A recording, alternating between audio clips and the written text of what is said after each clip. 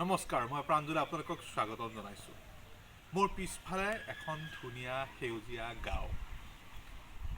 কথাত এষাৰ কথা আছে নহয় যে God created the villages and man created the towns. আমি গাঁৱৰ মানুহ মানে সহজ সৰল।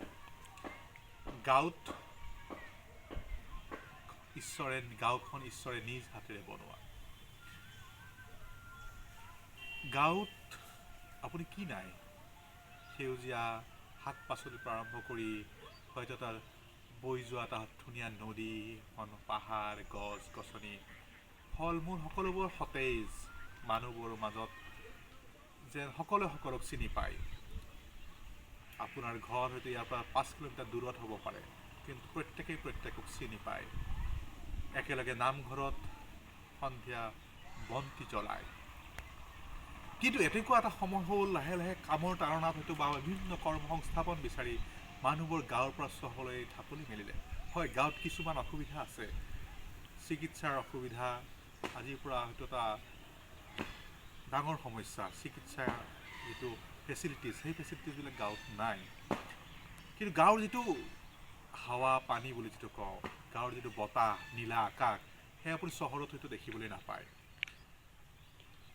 এই যে গাঁৱৰ পৰা চহৰলৈ যোৱাৰ প্ৰৱণতা এতিয়াও চলি আছে, কাৰণ চহৰত হয়তো কৰ্মসংস্থাপন আছে।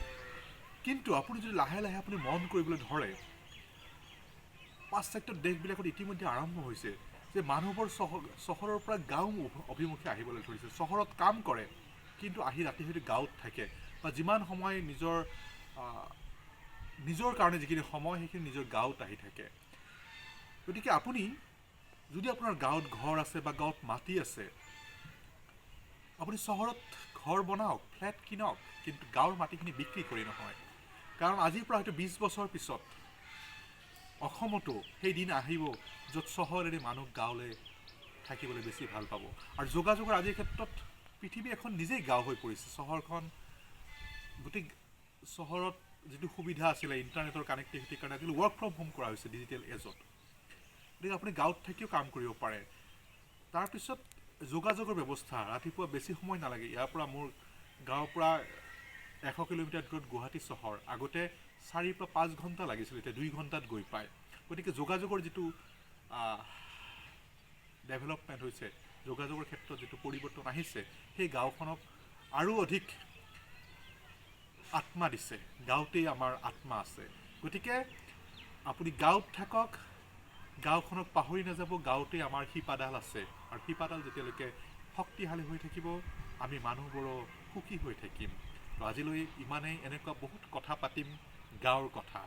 আজিলৈ ইমানেই। ধন্যবাদ।